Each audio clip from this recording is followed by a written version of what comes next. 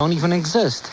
Today's program was not about authority and control. It was about being an anchor of stability in another person's life, providing a listening ear, being there for other people, being strong, and you saw that as being authoritative and in control.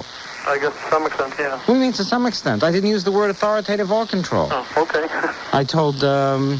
I told someone that they were authoritative and controlling when I was being especially argumentative, but that was not what the program was about. That's what we call your agenda. Yeah, okay, right on, because I've been having a lot of trouble with it lately. I really have. Yeah, tell me about it. With jobs, it's cost me a couple of jobs because I can't keep my mouth shut at sales meetings. What do you say? Pardon? What do you say?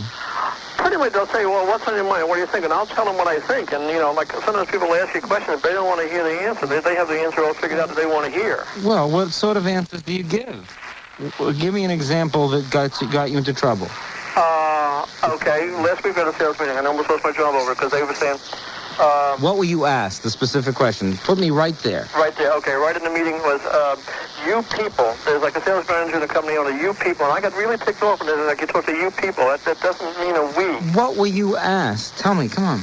They were just asking opinions about the office people and the office staff and things like that. And I jumped in and I said, I think they're, you make them sound like they're very efficient and dumping on us. And I think it's the other way around. And they sure didn't like to hear that, How many people were there in the meeting? Six. Plus two. So why did you elect yourself spokesman? I have a problem with that. So why don't you learn to shut up? That's what I'm trying to do. Why don't you just close your mouth and say nothing? It's very difficult. Why? I don't know. It's like I fight something. I want it to be right, and Yeah, but you're the one who's wrong. Why? Because look at the mess you're in. It all adds up to you being wrong over and over again, right? Yeah, it's made problems, isn't it? All right, wait a second. Focus. Yeah. If all of your comments have been right all these years, why are you in the miserable state you're in now with everyone thinking you're the biggest pain in the rear end that they ever saw?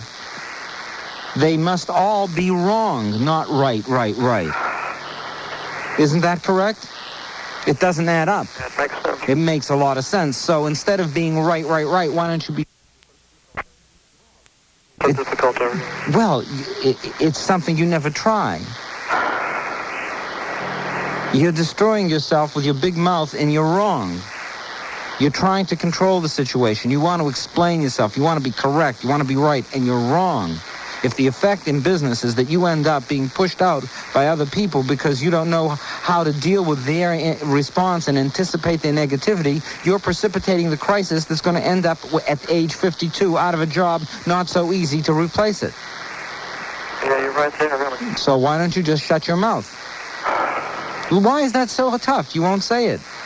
I don't know why it's so tough. It feels like, I've always done this all my life, I guess. And it's just, part of me says I know it's wrong. You know what it is? What?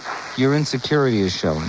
Is it really? Oh, yeah. You appear very insecure, very weak, and and overreacting.